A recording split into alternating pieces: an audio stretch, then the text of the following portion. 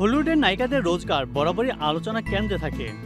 2025 সালে সেই তালিকায় সবার উপরে জায়গা করে নিয়েছেন মার্গট রবি।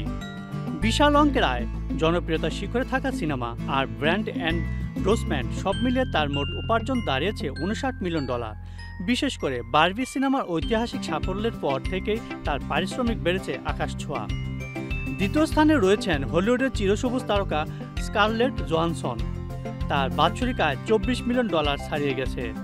মার্ভেল সিনেমেটিক ইউনিভার্সের ব্ল্যাক উইডো চরিত্র অভিনয় করেই তিনি বিশ্বব্যাপী পরিচিত পান।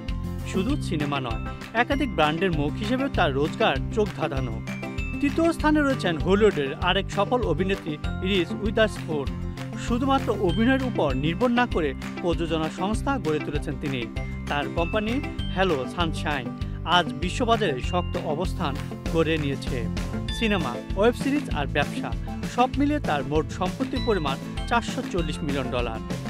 একটি ছবির জন্য তিনি পারিশ্রমিক নেন $15 মিলিয়ন পর্যন্ত।